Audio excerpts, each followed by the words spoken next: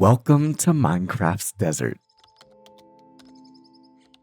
After surviving 1500 days in the mountains, it's time that we start fresh.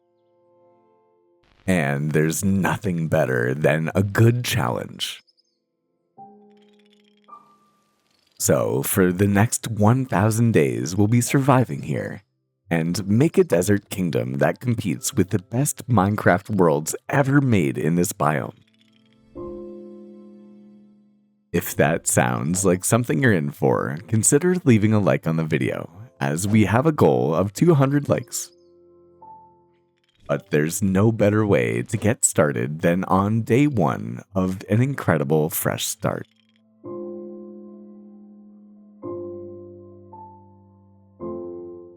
We have officially made it to the desert, which I must tell you I am incredibly excited for back here in the Forever World. As you can see by our health and our armor bar along with our XP that this is a brand new start in the world. It looks like we'll start our adventure with some sugarcane, which is very exciting. So we'll punch it down to get our first materials of the world, or this playthrough so to speak, but we'll continue on off with punching ourselves some sticks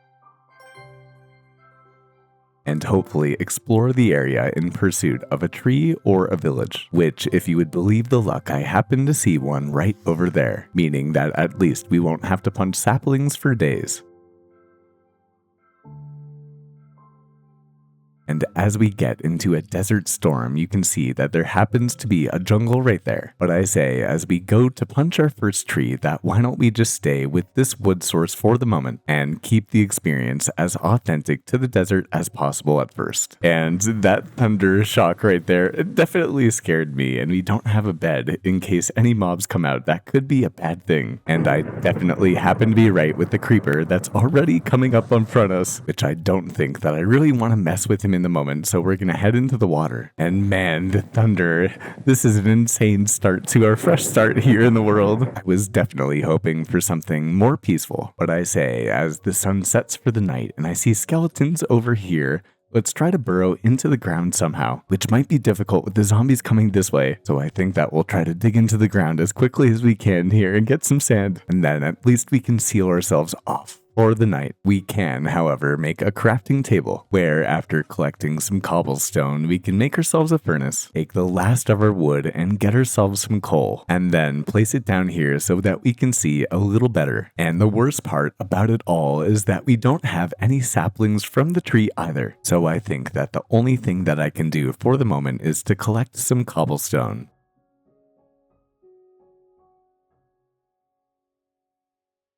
I keep running into terracotta no matter what direction I go, so I guess we're just going to have to wait until the morning. It's looking like the sun is starting to rise, but we happen to have a drown right here, which definitely looks a little precarious, but we'll grab our materials with our new stone axe. And then I say, why don't we just try to make a run for it? And so back to the desert we go. And I really hope that it stops raining soon, as well as we're definitely going to have to start thinking about food. So I think that we'll stumble back to the riverside and try to catch ourselves a couple of fish.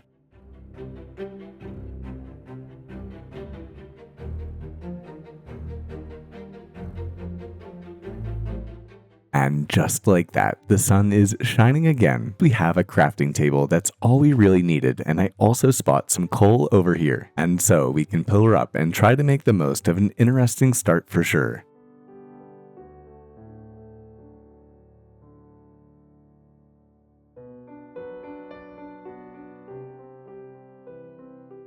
And so I say we pull her on down and then try to see where this cave here leads us. And so we can start to make our descent into the cave, where I'm quickly seeing some more coal. And it's kind of hard to see with shaders on, but this cave definitely goes down. And so, in the best of Minecraft fashions, I say let us get set up for the early game with a little mining montage.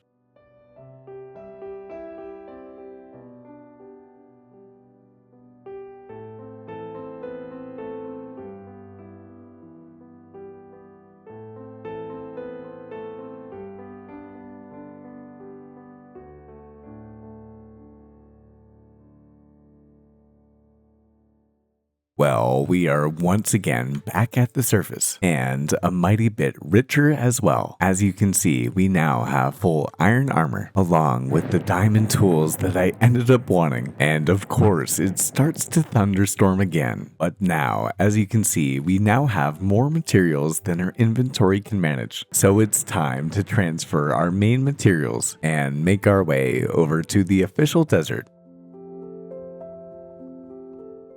We literally could not have asked for anything more perfect. This must be the most intense playthrough that I've ever had from the beginning, but I must say I am very, very thankful to have stumbled across this humble abode where we have pots and pickle jars and all of the different little things and hopefully some villagers as well. So we can open the door here and at least we have a bed to sleep tonight, which I know you know is a huge win for the guy. So consider leaving a like on the video for an incredible desert adventure. But we'll continue through to this door here where I see a fletching table, but no villagers unfortunately, so maybe we can head upstairs where there's nothing here. But there we have it, plenty of villagers in the area and even babies as well, along with husks, so we'll have to defend the area along with the iron golem here too. And I see that we have at least one sheep in a pen here, so I say let's try to steal a bed for the night. And even in this village, we have a crafting table here too, along with a beautiful coastline where we can get around to placing back down our sugarcane. And so in the beautiful sunlight with the mesa in the background in this beautiful desert village, I think that we have found our new home. So for the time being, we'll place down our first ever chest and then load in all of our inessential items, because as Dorothy and I both know, it is just about time for us to build our own home in this beautiful kingdom here. Well, after collecting a whole ton of materials, that is.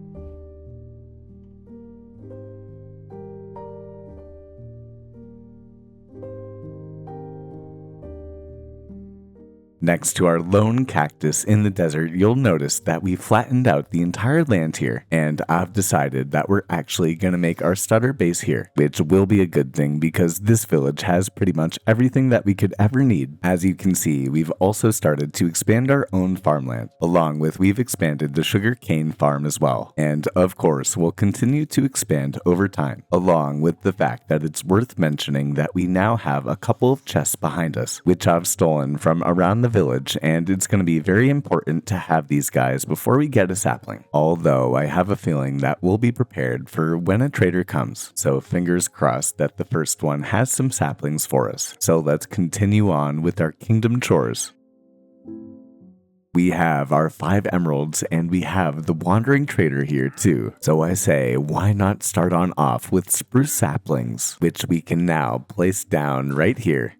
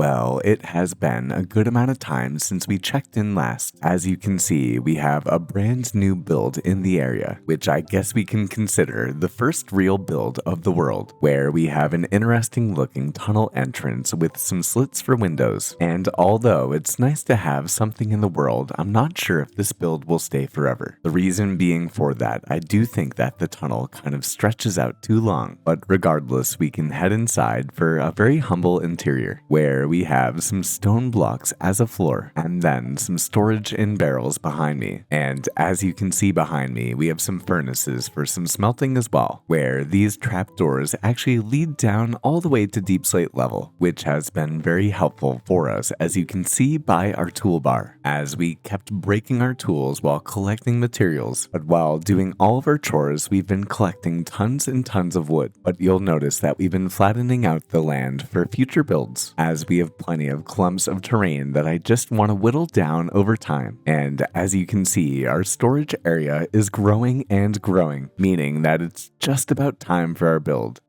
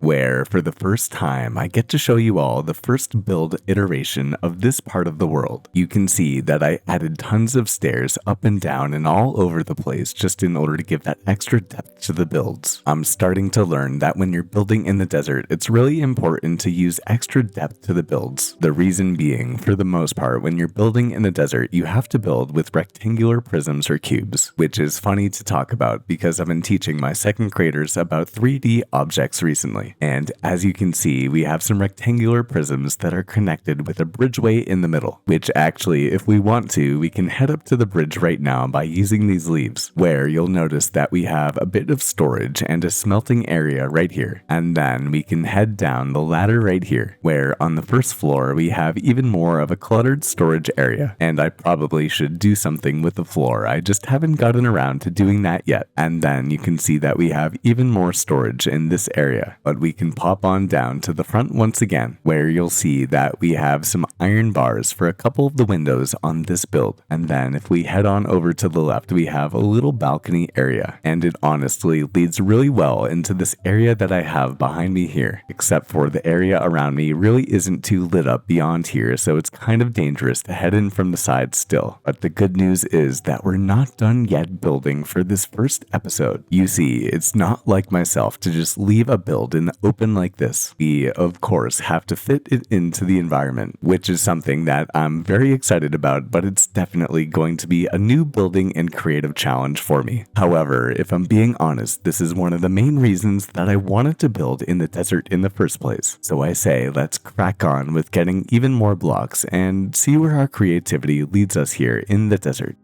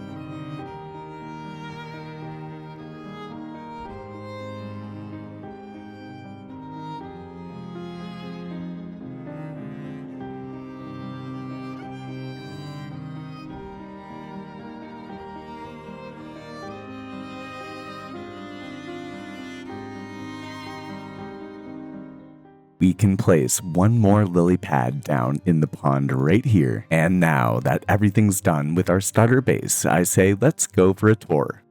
You can definitely see where our starter base starts and where it ends. The reality being here that I want to keep on building, but you have to cut yourself off at some point. And so you'll notice that we now have a desert sort of looking path with some mud bricks and some different types of terracotta. And then all around you'll notice that we have tons of shrubbery throughout the area where I wanted to keep all of the grass 1 block tall so that it's not too overgrown. And one of my favorite additions is the dead bushes that we have all around the area. They can be kind of time consuming to get, but it's worthwhile when you're building and terraforming the desert. And of course, we have our beautiful pond where we have some lily pads and tons of different blocks that make up the bottom of the pond. You can of course notice that we've bone mealed the bottom to bring that extra lush life. Along with on occasional blocks, we have some flowers and some sugar cane as well, where I actually got around to putting some string on top of a couple of them. And you'll notice that our path leads through the archway in the middle, where it continues as such, and I have a feeling that we'll be using this area over here as our build area for the next episode. But for now, this will have to make do, and I really like having a couple of watermelon right here as well. As we take one more look at the outskirts, I've gotten around to placing down a stone cutter in our pen right here, which we ended up doing together on stream last night, which was a total blast, and thank you so much for everyone that ended up hanging out. And so with everything blending into our environment, you could say that I'm quite happy with our fresh start here in Minecraft's desert. And if you'd ever like to know how I make my cinematics and you'd like some exclusive videos from me as well, consider becoming a channel member. There's over 15 pieces of exclusive content and a face reveal as well. But if we head inside our starter base on this rainy evening and take a look inside our chests, you'll notice that our storage is starting to get filled. And so as the sun begins to set on this beautiful desert kingdom that we still have not named, I say it's just about time that we get back to work.